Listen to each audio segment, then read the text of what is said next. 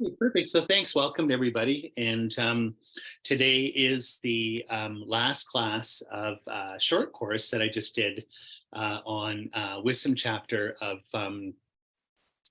Shantideva's Guided Bodhisattva Way of Life. So this is like, as you know by now, just at the end of every course, we just have 1 hour where we just have a question and answer and discussion. So that'll be today, and then I'll be doing something different, another class course coming right up. So we'll just start with, I want to leave enough time with discussion, so we're just going to do a shorter prayer practice today rather than half an hour. We'll just do a few minutes here. So I'll start with the Heart Sutra. Here we go. Okay. Homage to perfection of wisdom, the Blessed Mother. Thus I've heard at one time the Blessed One was dwelling in Rajgir and Maspalter's mountain, to the great assembly of monks and nuns, a great assembly of bodhisattvas. In that time the Blessed One was absorbed in the concentration of countless aspects of phenomena called profound illumination. That time also Superior Balukshvara, the Bodhisattva, the great being, was looking perfectly to practice the profound perfection of wisdom, looking perfectly also at the five aggregates being empty of inherent existence. Then through the power of Buddha, Venerable Shariputra said to Superior Balukshvara, the Bodhisattva, the great being, how should a son of the lineage train who wishes to engage the practice of profound perfection of wisdom? Thus he spoke, and Superior Balukshvara, the Bodhisattva, the great being, replied to Venerable Shariputra as follows. Shariputra, whatever son or daughter of the lineage wishes to engage in the practice of profound perfection of wisdom should look perfectly like this. Subsequently, looking perfectly and correctly at the five aggregates being empty of inherent existence, form is empty and emptiness is form. Emptiness is not other than form, and forms are not other than emptiness. Likewise, feeling, discrimination, compositional factors, and consciousness are empty. Should I put you like this? All phenomena are emptiness, having no characteristics. They're not produced and do not cease. They have no defilement, no separation from defilement. They have no decrease and no increase. Therefore, Shariputra, in emptiness, there's no form, no feeling, no discrimination, no compositional factors, no consciousness.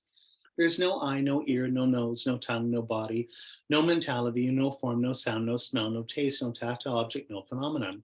There's no eye element and so forth up to no mentality element, and also up to no element of mental consciousness. There's no ignorance and no exhaustion of ignorance, and so forth up to no aging and death, no exhaustion of aging and death. Likewise, there's no suffering, origin, cessation, or path, no exalted awareness, no attainment, and also non-attainment. Therefore, Shariputra, because there's no attainment, bodhisattvas rely on and abide in the perfection of wisdom. Their minds have no obstructions and no fear. Passing utterly beyond perversity, they attain the final nirvana. Also, all Buddhas reside perfectly in the three times, having relied upon the perfection of wisdom, became manifest complete Buddhas in the state of unsurpassed, perfect, complete enlightenment. Therefore, the mantra of perfection of wisdom, the mantra of great knowledge, unsurpassed mantra, the equal and unequal mantra, the mantra that thoroughly pacifies all sufferings, since it's not false, should be known as the truth. Mantra of perfection of wisdom is proclaimed, Tayatam Gata Gata Paragata Parsam Gati Bodhisoha. Shariputra Bodhisattva, great beings should train the profound perfection of wisdom like this. Then the Blessed One arose from that concentration and said to Superior Balukshvara, the Bodhisattva, the great being, that he'd spoken well. Good, good, O son, and just like that. Since it's like that, just as you revealed in that way, the profound perfection of wisdom should be practiced, and the Tathagatas will also rejoice. When the Blessed One had said this, Venerable Shariputra, Superior Balukshvara, the Bodhisattva, the great being, the entire circle of disciples, as well as worldly beings, gods, humans, demigods, and spirits, were delighted and highly praised what had been spoken by the Blessed One. Okay, so now we're just going to have a quick set of prayers here for Ganden and Gyema, so we can again visualize ourselves seated in a wide open space, beautiful lapis lazuli ground, beautiful blue sky like a dome above us. And we're surrounded by all sentient beings of 6 realms of samsara. So mother on our left, father on our right, people we love behind us, people we don't like so much in front of us, humans from all over the world with us, animals, and all sort of natural beings from the animal realm or sort of natural ecosystem with us, spirit beings from the spirit world, celestial beings, gods and demigods, and then beings from lower states of rebirth, hungry ghost beings and hell beings. So we're all here together as a sentient being family. And visualize and just keep it simple today, just in the sky in front of us here, those sort of beautiful sort of cloud platform, just all fluffy clouds. We're visualizing the founder of our group lineage, Tsongkhapa, and his 2 heart students, Japa Gyatso, and Kejupche. So they're in the three robes, the monk in yellow pants hat, and Tsongkhapa is in lotus position. He's got the eternal wheel Mudra Dharma at his heart, holding two white lotuses that blossom around the ears, one with the flaming sword, one with the Prajnaparamita Sutra on it. And then Japa Gyatso and Kejupche, respectively, on his right and left, or left and right, are monks in lotus position. They've got the little teaching mudra at their heart with their right hand and the Dharma text on their lap. And they represent the three Buddhas of compassion, wisdom, and power. So Avalokiteshvara, Manjushri, and Vajrapani. So taking refuge, I take refuge in the Buddha, Dharma, and Sangha until I attain enlightenment. By the merit accumulated from practicing generosity and other perfections, may I attain enlightenment in order to benefit all sentient beings. I take refuge in the Buddha, the Dharma, and the Sangha until I attain enlightenment. By the merit accumulated from practicing generosity and other perfections, may I attain enlightenment in order to benefit all sentient beings. I take refuge in the Buddha, the Dharma, and the Sangha until I attain enlightenment. By the merit accumulated from practicing generosity and other perfections, may I attain enlightenment in order to benefit all sentient beings.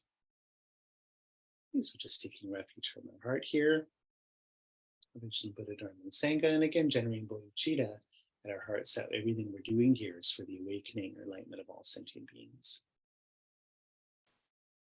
Following the four immeasurables, may all beings have happiness in its causes. May all beings be free from suffering in its causes. May all beings constantly dwell in joy, transcending sorrow. May all beings dwell in equal love for both those close and distant. Okay, again, and Gyema right here, from the heart of the protector, the hundreds of the deities of the joyful land, to the peak of a cloud is like a cluster of fresh white curd. All-knowing Losendrapa, king of the Dharma, please come to this place together with your two chief disciples. Space before me in a line from lotus and moon, the venerable Guru smile with delight. Stream field of merit from my mind of faith, please remain for 100 aeons to spread the teachings. Your minds of wisdom realize the full extent of objects of knowledge. Your eloquent speech is the ear ornament of the fortunate. Your beautiful bodies are ablaze with the glory of renown. I prostrate to you, whom to see, to hear, and remember so meaningful. Pleasing water offerings, various flowers, sweet-smelling incense, light, scented water, and so forth, a vast lot of offerings will set out and imagine and offer to you supreme field of merit. Whatever non-virtues of body, speech, and mind have accumulated since time without beginning, especially transgressions of my three levels of vows, with great remorse I declare each one from the depths of my heart. In this degenerate age, you strove for much learning and accomplishment, and were with concerns you measure leisure and endowment meaningful. Protected from the very depths of my heart, I rejoice in the great wave of your deeds. The bone clouds of wisdom and compassion, space of your enlightened minds of venerable holy gurus, please send down a rain of vast, profound dharma appropriate to the disciples of this world. May your Vajra body, created from the purity of clear light, free the rising and setting of cyclic existence, but visible only to the ordinary viewer on its unsubtle physical form, stay on unchanging without waning till samsara ends. Through the virtues I've accumulated here, may the teachings and all living beings receive every benefit, and especially in the essence teachings that Lama Tsongkhapa shine forever. Short mandala offering holding at your heart here. This mandala is built on a base resplendent with flowers, saffron water, and incense, adorned with Mount Meru, four lands, sun, and moon. By offering this pure mandala to you, assembly of Buddhas here before me, may all living beings experience pure happiness and be reborn in the pure lands. Send forth this jeweled mandala to you, precious gurus. Om Enam Guru Ratna Mandala come near to Yami. Then we can visualize golden light coming down from the hearts of the three gurus, kind of like sunlight or sunbeams, giving blessings to us and all sentient beings around us. And again, all the compassion, wisdom, and power of the three Buddhas going out. And we can think of also just like the seven wisdoms going out. It's just quick wisdom, clear wisdom, great wisdom, profound wisdom, wisdom for debating, writing texts, and teaching. All this sort of going into us here, helping us study the Dharma and share it with others, in particular studying and realizing emptiness. And we'll chant the Mixing mantra 3 times. Mig me se wei ter chen chen rei zi. Dri me ken pe wang po jam pao yan.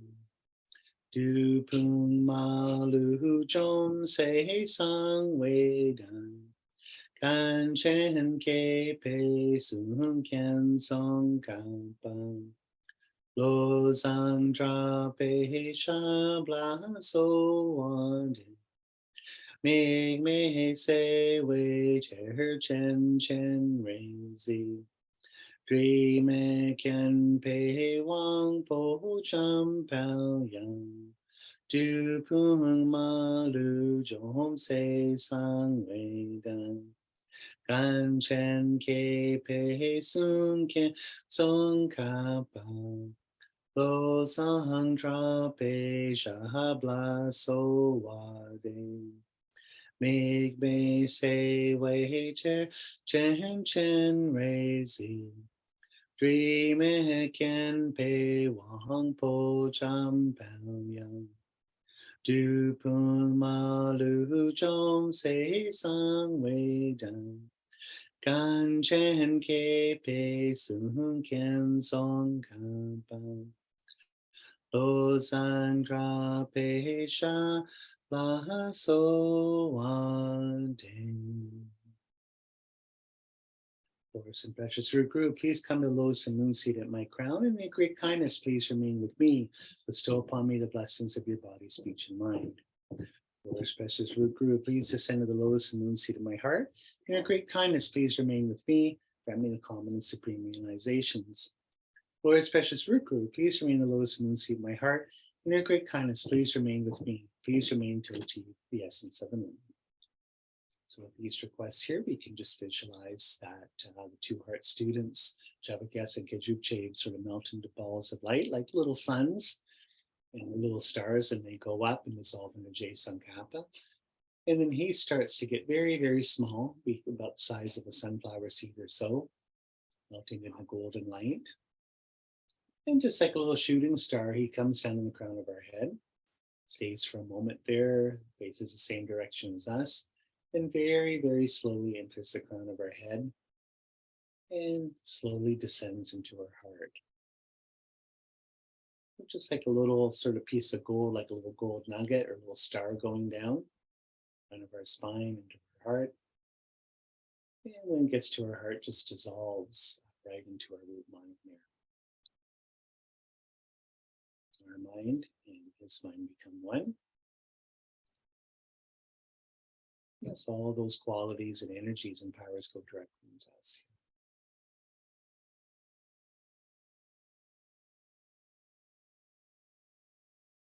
As always, can feel great bliss and joy and spaciousness.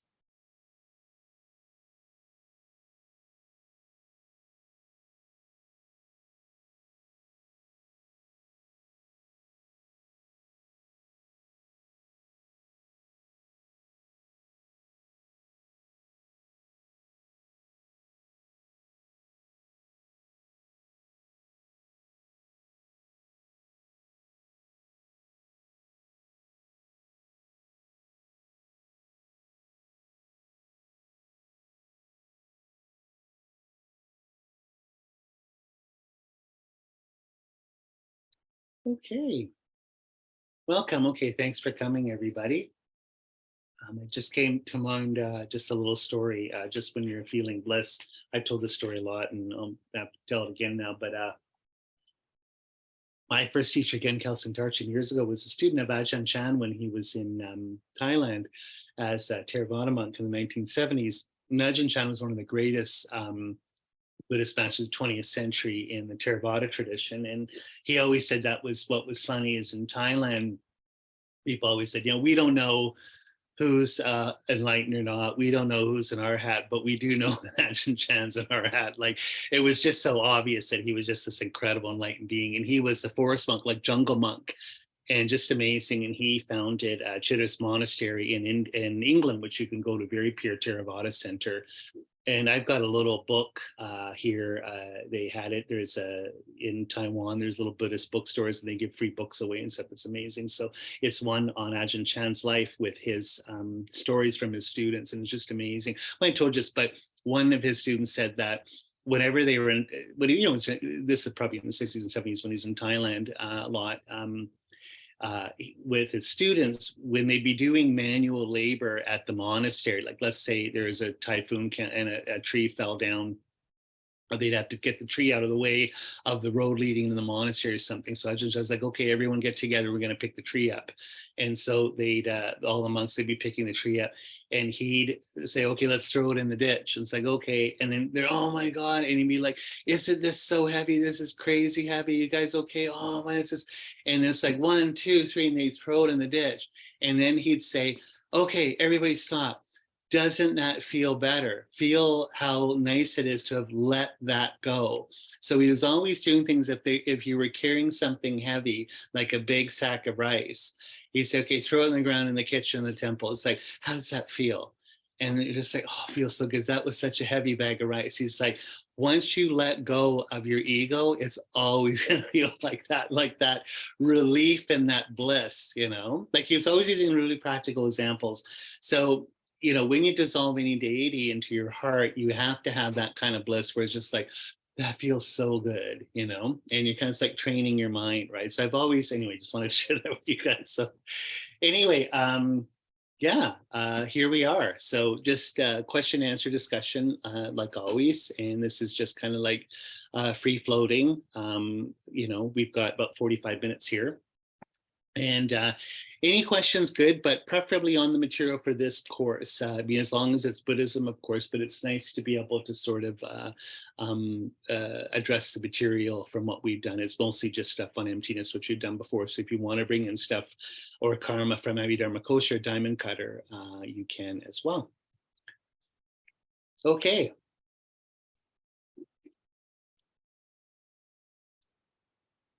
Or just, again, comments or a discussion, or just something you want to share, your own experience. Doesn't have to be a question if you want. So what do you guys think?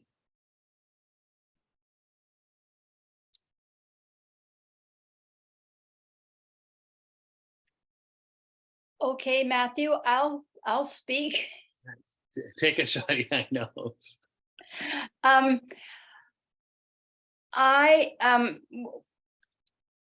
Every time that I hear you talk about this, it just, you know, it just explodes in my brain. You know, it's just an amazing, you're articulating a very incredible concept, and it makes so much sense.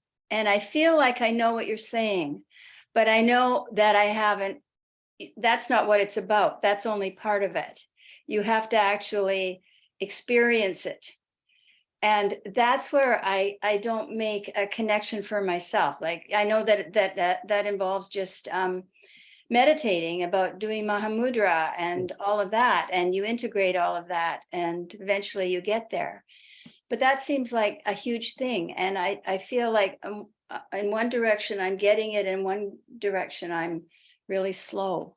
Does that make sense? 100%, and that's a very good point, because it you know, we can sit here. I mean, I was going to say wasted 8 years, if it wasn't a waste, but you know, getting a master's in philosophy, we just sit around drinking coffee or whatever with people, or in class and seminars, and argue this stuff.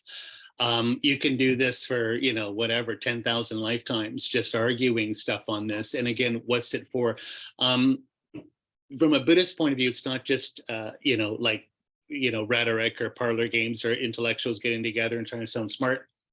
There's two things. I mean, just sort of the more conventional thing is that it, you know, this, I always like to say, is pragmatist and therapeutic. So in other words, the cash value of this is how it, like, the worth of this is the effects we're getting out of it. So in other words, you know, why this is important is the effect it has on you in your life. So it's not like learning, there's a million things to know.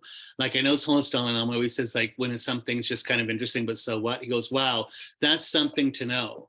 Like, oh, do you know His Holiness that a cheetah can run it? Oh, that's great. That, in other words, in the world of relativity, there's a lot of details, right? It's just another thing to know. Whereas with us, what we're doing here, this is a spiritual path. It's not just philosophy or politics or something. Pragmatically, we're looking to change our lives and make our lives better and make ourselves happy, right?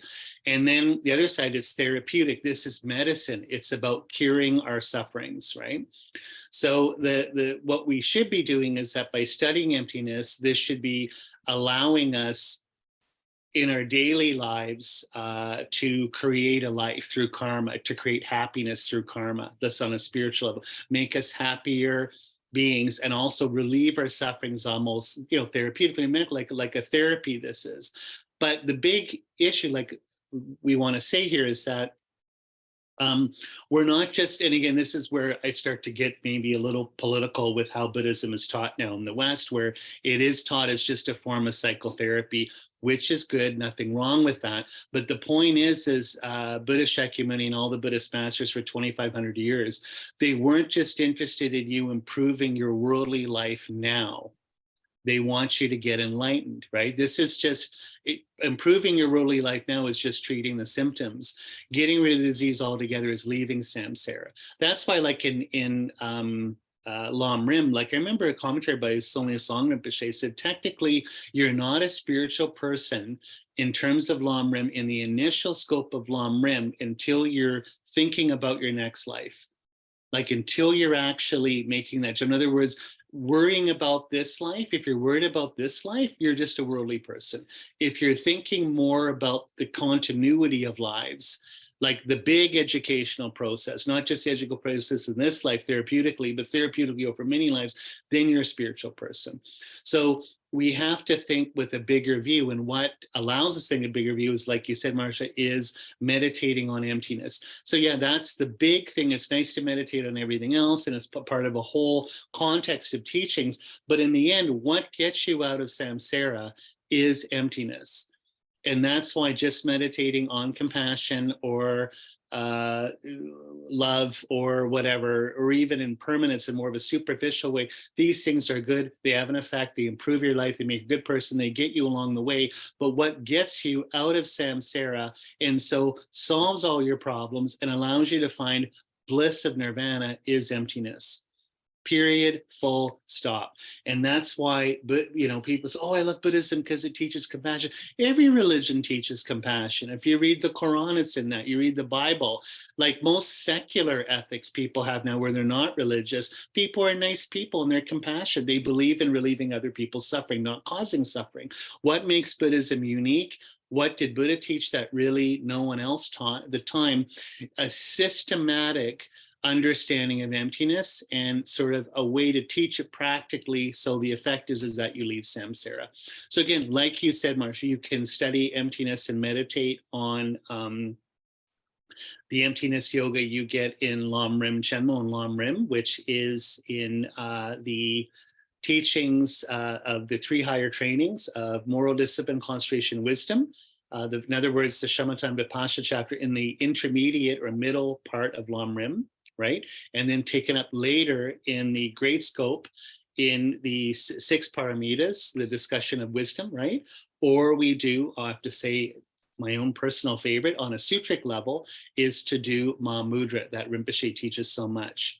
And as you know, with Mahamudra, you can do that waiting, well, maybe not here in Nelson, but I'm just saying the big city, waiting for the subway, in line for your Starbucks Frappuccino or whatever, or especially when you're having problems at work or there's something stressful, you can always do Mahamudra. And then I will say, here it's an open context, it's going to be on YouTube, blah, blah, blah.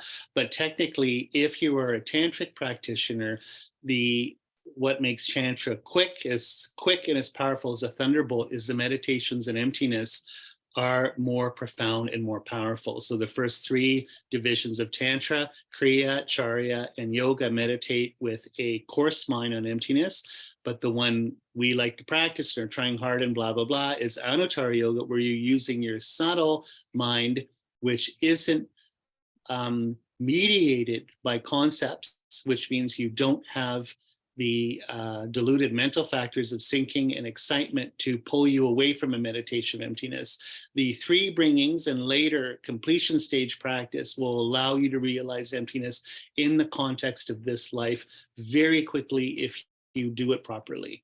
So what should I do? As my dear friend and teacher, David Gonzalez, always said, Matthew, you're running out of time. You're going to be dead soon. Like, just do Tantra. Don't worry about like Sutric Mahamudra. And he was funny. We'd be like, he always had sort of like a higher sort of breath. He's like, Matthew, it's almost too late. You're almost dead now. Like, really apply your yourself to Anuttara Yoga, right? And then, of course, we can't talk about Tantra in this, but of course, there's different ways to meditate on emptiness with these tantric techniques. For instance, when you're falling asleep, or ultimately when you are dying. So when you're in the hospital dying of cancer, whatever, you still have a chance to meditate on emptiness that way. Whereas it's harder to do that. Let's say if you're doing more sutric meditations on emptiness, you need your LamRim book or this kind of thing. Is that okay, Marcia, for an answer? Or Yes, that's lovely. Yeah. So you're Thank doing you. everything right. I know how much you practice, so it's great. You're on the right track. Don't worry, just keep at it.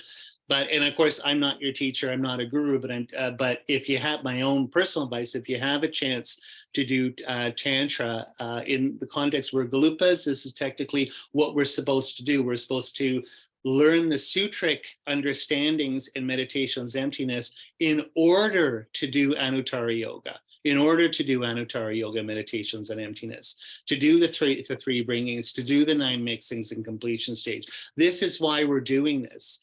That's why Tsongkhapa was just an incredible tantric yogi. He didn't say for you people to be scholars or Buddhist intellectuals or just studying emptiness intellectually. The whole point's to get the picture. So when you're meditating on emptiness on a tantric level, you know what you're doing. So Thank you. more to say with this, but this isn't a tantric class. So anyway. And that was an excellent question. Thank you. That was good.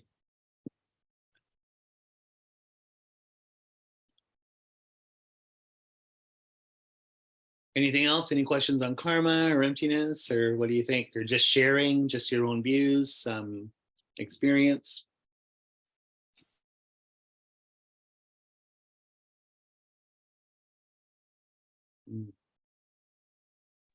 Matthew, Mhm. you're going to put this out on YouTube, so I don't know if it's a question, but I can actually ask. So, you have amazing questions, Maureen. I love the questions. so this one is I'm wanting to confirm an experiential kind of thing that happens, and this has to do with with Guru Yoga or with well, I'll make it specifically Guru Yoga. So when this is a conversation I was having with Patricia the other day, and I wanted to make sure that am I correct or am I not? So and it has to do with self-grasping and bodhicitta.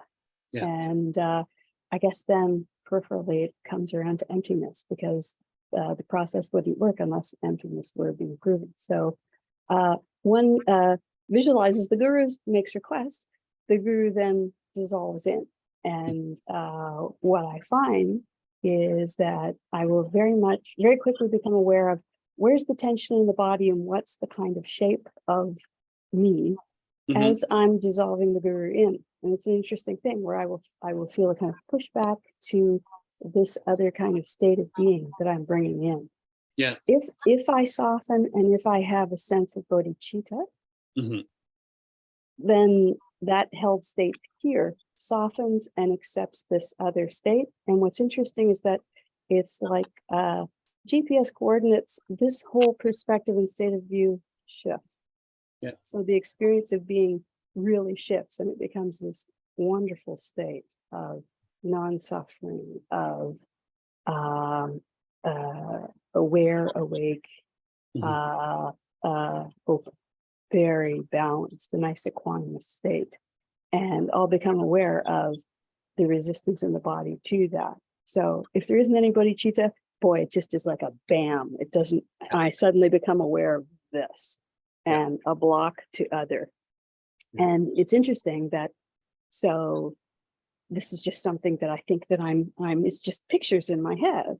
But if emptiness is real, then what's experienced is peripherally that, oh, that's how emptiness is possible, because I'm aware then there's a real shift in the state of being. There's a real shift in the state of the usual suffering I have really lessens a lot. It becomes like this other really beneficent worldview kind of thing comes in. As long as I can keep an aware, open state, it really stays for a while. And then I think about, lunch and whatever, and I'm back, and I'm the constraints of me and the identification with this shape come in, and I'm tired and crabby and whatever. So that's an experience that happens. And I wanted to see, is that your comments on it? It seems similar to what I've experienced. So whether it's only you and me in the world that experience that or what, like, but at least that sounds very familiar to me. I can only speak for myself. And of course, as always, it's best to speak to your guru like Rinpoche to get the real understanding what's going on, because when you do this together, you get a bunch of people together and talk, and you want to see what's your experience or your karma. Is this shared with other people? And it is interesting because it like when you're, I mean, for instance, there's a lot of ways to talk about this. It's quite a deep question in a lot of ways, but it like when I started doing this, I was just, because I was just, I'm still intellectual, but it was far more sort of opaque and kind of like a very sort of blocked individual intellectual at the time when I started this in my early 20s. But I was always like how real is this? Like I'm visualizing, like how can I go into my head? And I didn't understand it, but then I would feel things. And that didn't, like, okay, I'm just visualizing something, but I'm actually getting kind of like a physiological reaction. And they don't want it, like, because it sounds like, whatever, I may be boasting or something, but my head right here is soft because of all the years of dissolving stuff in. And this is what you get, like, if you do POA a lot, they always say in the old POA text, you should be able to stick a chopstick into your head, right? Because things open up. Like, then if it gets too open, you'll die, right? But the point is, physiologically, there's a change in your body. But I noticed, and I still have this sometimes, where there's energy blocks where your body might reject it. Or like what I found is that when I try and dissolve stuff, when I first started doing like visualizations, tantric, it wouldn't go straight down. It would go like this. Like I'm so blocked, right? So I'm like, okay, let's dissolve Chenmo. And it's like he couldn't get in. And then when he gets in, it's like in my ear and then out my arm. It's like, man, I'm like so emotionally like locked down. I can't even get him into my body. And then of course that starts to loosen up, right? And then you can do this. But of course, why would you be doing this in the first place? Well, because of bodhicitta, your intention is, like, on one level, to do all this for compassion for yourself, for healing for all beings. And then ultimate bodhicitta of emptiness, this can only work if things are empty, if things are interrelated, if things are relative. Because if they were separate, you wouldn't be able to do this. And what you see is that, your self-cherishing comes in, where it's all a question of what's really real in this process. But when you're doing Tantra and you start to see effects just from visualization alone, that should show you that emptiness is real. Why? Because there's real effects in the world happening from just your mind. Just you labeling things and designating things conceptually, they have an effect. So in Mind and Life conference, where Holiness would talk to scientists years ago. I remember I've got an old Tibetan yearbook, but Thupten Jinpa is so amazing. They're arguing over this. And he said, this is a huge hurdle, or I guess block, for Western scientists and philosophers when we're doing this kind of brain science work. This is in the late 80s, so everyone's different now. They think differently. But at the time, because Thupten Jinpa said, in the West, if something's just conceptually designated or labeled, it can't affect the world. Things are too dualistic. And even in art, like, this is the idea of ghost in the machine. Your mind and your thoughts can't have an effect in the world, because the world is what? Matter, chemistry, physical things. The ghost can't, like Casper the ghost, right? Like, how can he affect anything? But you see, when you're doing Tantra, is that you're actually, real things are happening just by you visualizing. So that depends on emptiness for it to work. But the fact that it is working in your experience is sort of like a proof to allow you to have faith that emptiness is there, is operating, is true, right? And that's why in the old days, you can't do it now. Even in the 1400s, Tsongkhapa told all his students to stop doing miracle powers. In the Gelugpa tradition, as you know, in Kagyu tradition, Nyingma tradition is a little different, right? Because miracle powers in India in the old days, in Buddhist days, this would be a proof of emptiness, because if everything's relative, then everything's possible.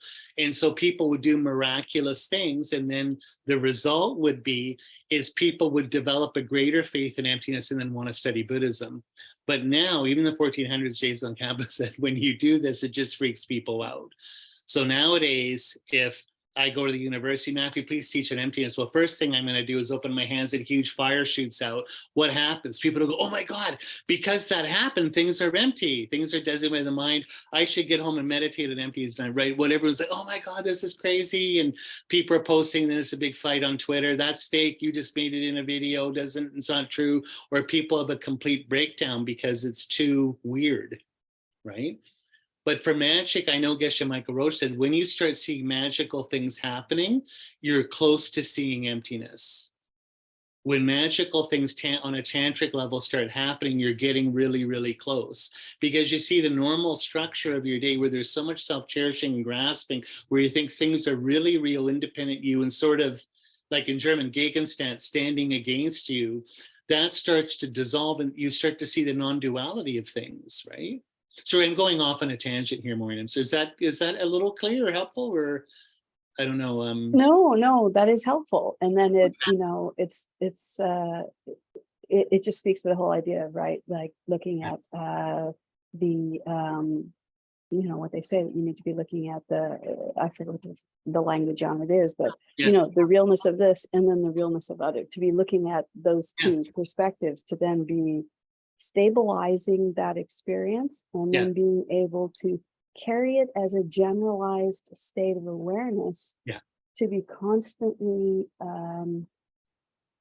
balanced and present, to be able to be encountering the blind spots. What do I still think is other, is real?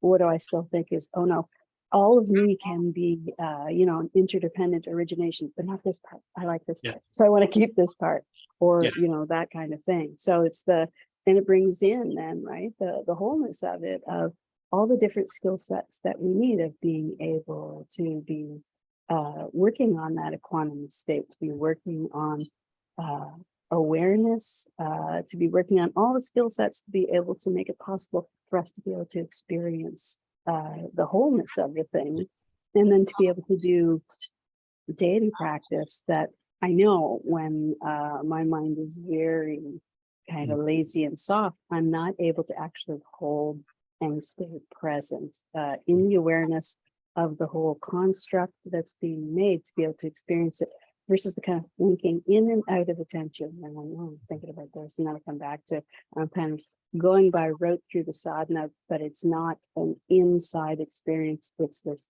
outside conceptual thing of I'm going through, and now I'm at this part, and now I'm at that part, and then I do the dedication, and then I'm off to do the thing that I was actually thinking about. So thank you, Matthew. You're welcome. And like you say, it is a process. Like, this is why we have to be compassionate, because you've had a million lifetimes of getting it wrong and you're slowly getting it right. And it's not just like getting it wrong, like, oh, I keep failing my geography class. I keep putting Alaska at the, whatever, down in Florida. You fail again. I mean, you have a whole vested interest in this. Like, this is psychoanalytical. Your whole idea or whole self depends on you getting it wrong. It's a function of you having gotten it wrong, and then you don't want to give it up, right? So there's all these emotional blocks. And that's what's interesting, is that, the central channel that's so tied up with knots, these are psychic and emotional knots, right? So the blockages you have they're not just psychological or cognitive mistakes that you're making. They're mistakes. This is where it's a sort of a Jungian process, like on your whole emotional, ancestral line, your background, your child. All these are sort of all emotional knots in your subtle body that prevent you from seeing emptiness directly, right? It's quite something. So, like you say, mapping all this out, that's why we say with Buddhism, it's an art of living. It's an art. It's like becoming a great artist. It's not just like solving a math problem or becoming a scientist. That's why I don't like when people say Buddhism is a science.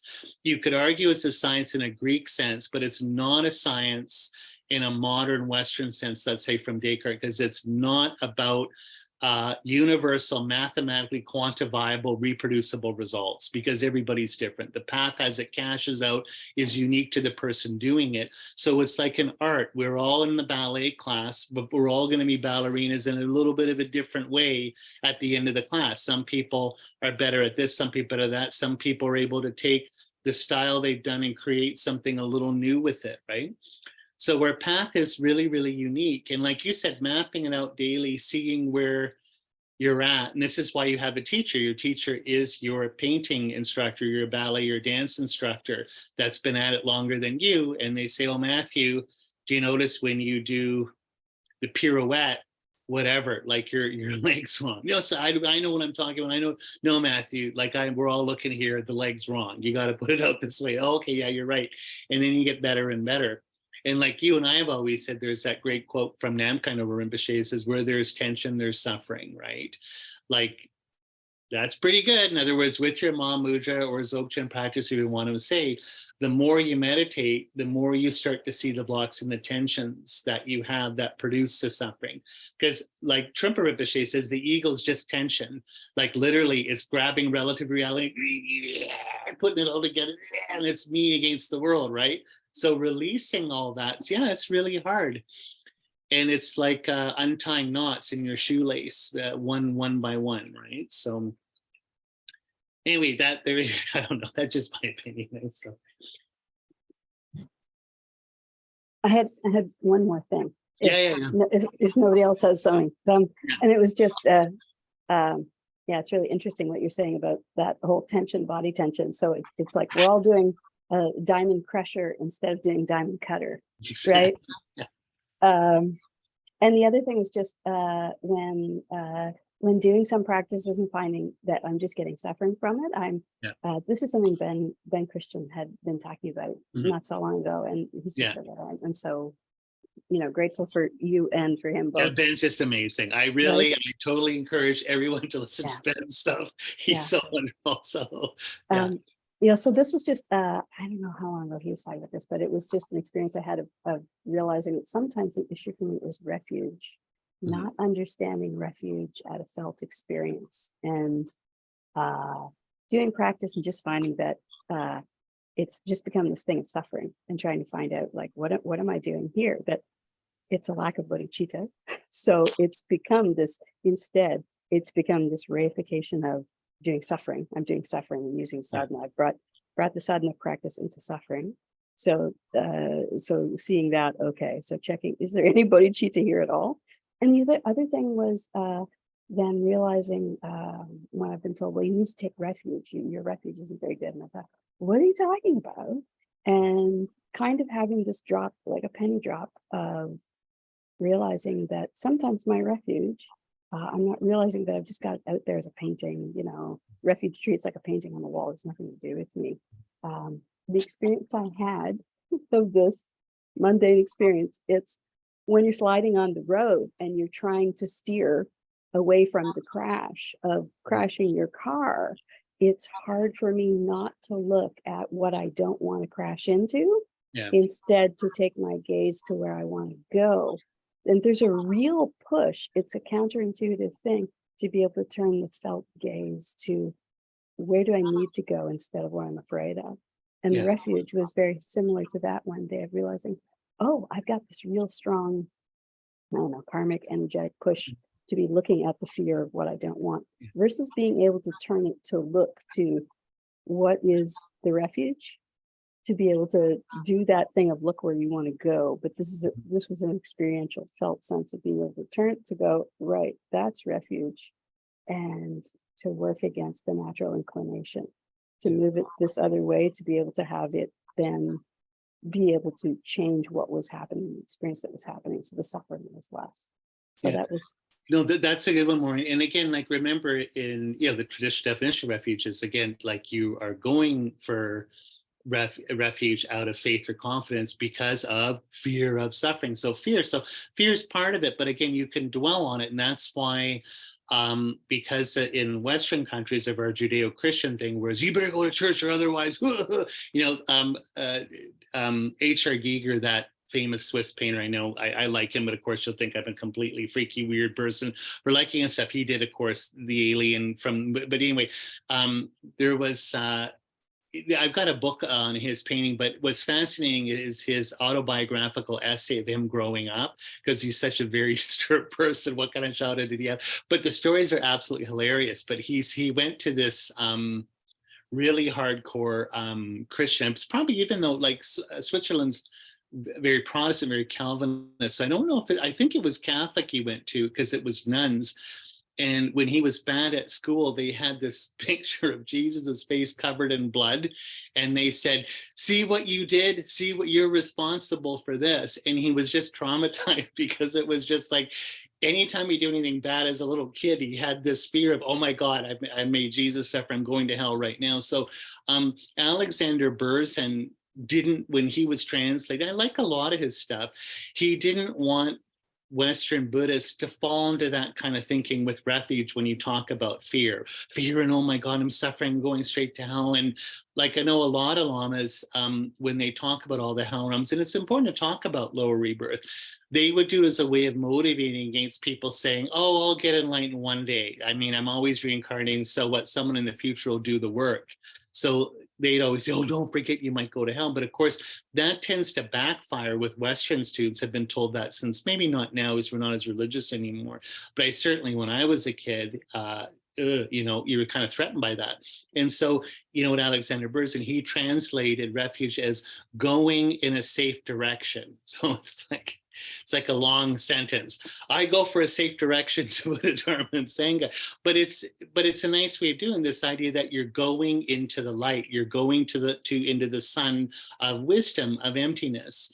So don't go into the dark. I'm going to the light. I'm moving forward. You know, I'm casting a shadow, but the shadow's behind me, right? So that's kind of a positive way of looking at refuge. Like, I like the way he tried to sort of, because he's trying to do like a literal translation of what that means in the Pali when you're saying, I go for refuge. So again, in like we always say, what's interesting in LamRim, what you're really taking refuge, of course, is in the Dharma jewel. What is the Dharma jewel? Your own understanding or wisdom of your Dharma. Knowledge, that's what you're taking refuge in. And like I say, what's that Dharma knowledge? Ultimately emptiness. So what am I taking refuge in emptiness? I'm taking refuge in the fact that you can't take refuge in anything, like nothing substantial. Everything's illusory. So like I say, that helps a lot rather than the 401 rubbernecking, which we all do, right? Like with, like, oh my God, you know, focusing on sort of the positive thing, because yeah, we're suffering. Why make it worse? Why make it negative? Why why be scared or upset? This is a positive thing that we're doing, moving in a safe direction. We are refugees, like Trungpa said, right? In samsara, or transmigrators. What I think Rinpoche said was, I saw like travelers, because everything's a bardo. We are travelers. So as a traveler, you want to go in the right direction. I'm always telling everyone, people always come to me in different airports, where do I go? Man, I don't know. Like, I don't speak Korean. I don't know where you're trying to get to, right? But we're always trying to find the right direction. Where are we going? So the three jewels, and ultimately emptiness, is the direction I want to go in, right? And think, if emptiness, the big thing is it teaches that everything's fictional, that helps a lot. Even you're fictional, right? So, okay, wow, this is good. This is like getting deep. This is good. Anybody else? Again, can be like that, like more just like a personal, doesn't have to be a question, can just be like a personal sharing, or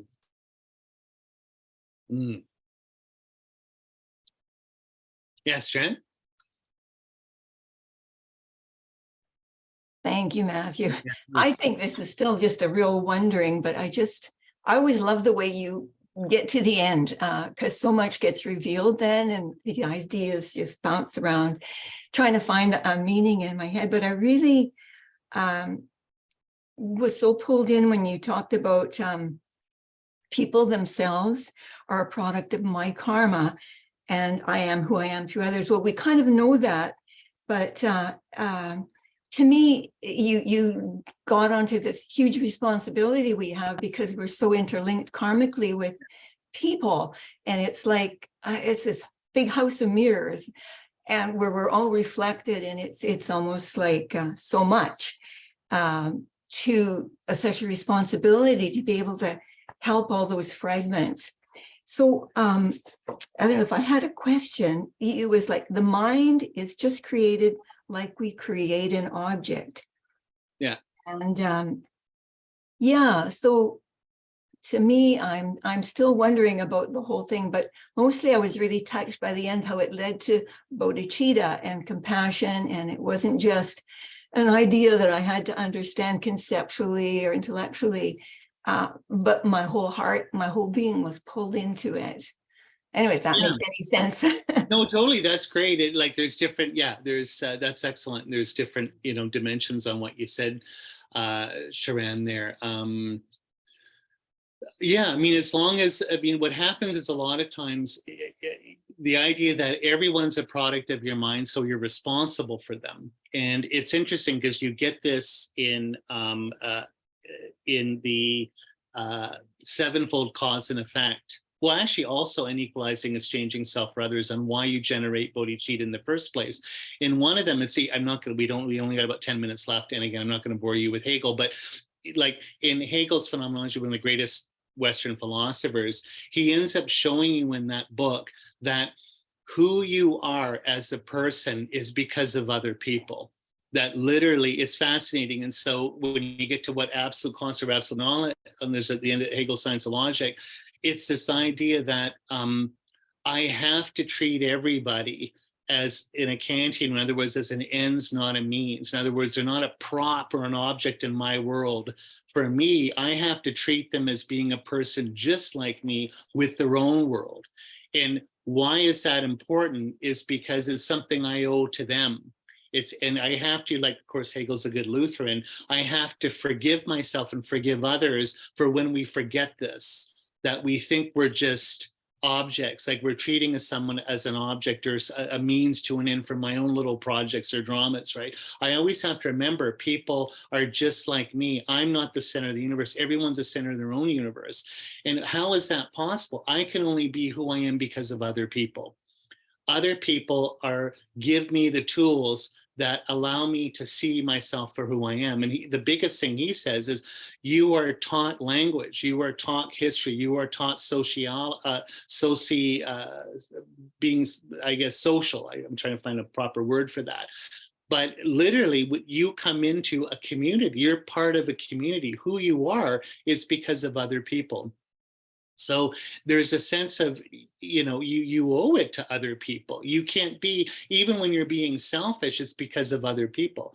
So famous philosopher that I just adore, Emmanuel Levinas, one of the greatest Jewish philosophers probably in 2,000 years in 20th century, he talks about like this sort of the ethical, like, you're always in debt. Of course, it's very Jewish, feeling guilty, but you're always in debt to other people because other people help you be who you are, but also they stop you from being selfish. Because when I'm in my own little world, my own self projects, I forget other people. And it's when other people crash into my world asking for help, I have to serve them because technically they've made me possible in the first place. So I don't want to get into it, but it's a fascinating idea of what ethics really is. So you see that in equalizing exchange for self for others, when I'm remembering that I have to repay all mother beings because they've made me who I am. And they use the example. You can use anyone. You can use your grade 2 teacher taught you how to speak English or French or whatever. You can talk about your grandma, your neighbor. Everyone's helping you. And it teaches you to see everything as a result of everyone's kindness, because people don't have to do things for you, but they do. So this is, I know it's in one of the things I was listening to, Geshe Michael was trying to show that the reason things work in the world is because other people's kindness. I don't want to be too critical, but I'm a bit of a judgmental guy.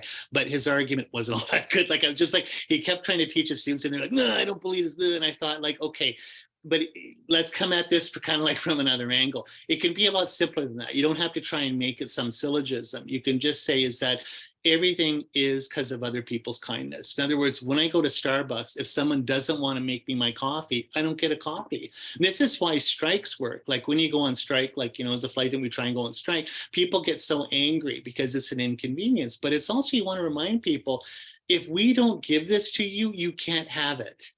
Like in a sense that we always think we're completely cut off from everybody in our own little universe, but really we are so dependent on everybody. Like if someone doesn't want to fix your car at the garage, you can't go to work because you don't have a car. If someone doesn't want to deliver the food to Loblaws, you can't eat. If someone doesn't want to speak English to you, everyone decides to speak Mandarin all around you, you can't even communicate. So everything's because of everyone else, of everyone's kindness. This is why so many indigenous cultures around the world really have this, like Mother Earth and all the animals, everyone's giving this to you. You can't be selfish because it's like a faulty view. Everything's because of everyone's kindness. So you do owe something. So this is, like Cain in the Bible, well, I'm not my brother's keeper. I don't owe anything to anybody. No, dude, you do owe everything to everybody. Like this is part of the thing. So what is bodhicitta? It's the greatest payback I can ever give to anybody and all beings. Is I'm going to become a Buddha to teach you to become a Buddha to relieve your sufferings. Like this is the greatest gift that I can teach people. The greatest kind of payback is what I kind of owe everybody, right? But not out of guilt, but out of a thank you. That's one thing for bodhicitta. And then again, seeing everyone as your children, as long as you don't solipsistically posit that. And some people do. Like this is a big argument, is that, are you saying everyone's a creation of my mind and that I'm just creating everybody? Yeah, just like you're creating yourself. So it's not some Fichtean ego, like in German philosophy, where I'm a solipsistic person creating my whole, that's kind of like a form of insanity, right? I don't exist. I'm just fictional, just like everyone else is fictional. So rather than this, kind of like hierarchical thing that Mr. Master Matthew's on top creating the world, it completely levels out and everyone's on the same horizontal plane, that we're all fictional and we're all in this movie together, right? So there's no outside the matrix. You find that the matrix is fake within the matrix, so to speak. So we're all co-creating one another. And that's why it ends up being like Indra's net with all the diamonds reflecting one another. And like Hegel say, identity and difference, everyone is a universe in and of themselves, yet all interrelated, right? And then the mind is again created because what is the mind? The mind's a million different things. So it's again just a label on a base. That's the real sort of deeper understanding of Mahamudra, is that in Geshe Rabden's book, Echoes of Voidness, which I don't know, we've talked about this before, this is a harder book to get nowadays for some reason, I don't know, but he's got a very small essay on Mahamudra in there that is absolutely super duper. But he says, like, it's a simple thing, is that, you can talk about your mind being a flow of thoughts, a flow of experiences. And we just put it together as a label. We say my mind. There's Gilbert Ryle, that famous Oxford ordinary language philosopher I like so much. He has like stuff where he talks about thinking. And he says, we use the word thinking or mind, but he says, look at what we can do with the mind. And he gives pages and pages and pages of different things that are all completely different.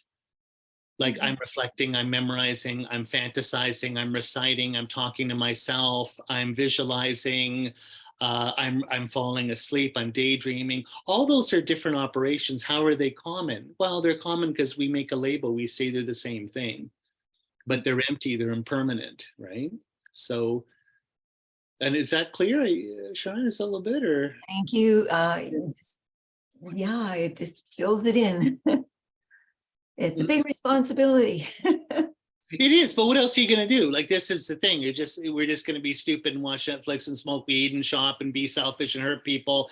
And then bang, we reincarnate, we have to do it again. Like, even sometimes I think as I'm getting older, we're all getting older. Like, I just think, oh man, I have to come back and like be born and get toilet trained. I have to do grade 10 physics again. It's like, oh man, like, and get a job that I hate. We got a mortgage, I have to pay another more. And then that's if I'm lucky and I'm not starving, or I'm not like some like a little mouse running around getting chased by a cat or something. Like, it's just like at a certain point, like, what are we going to do except for this? This is like, it's a deeper issue. But one thing I heard Geshe Michael say once, only once, I don't know if it's his opinion, but if everything is from past causes and being created, one way you might see samsara as Nietzsche's eternal return is that all of these things are repeating.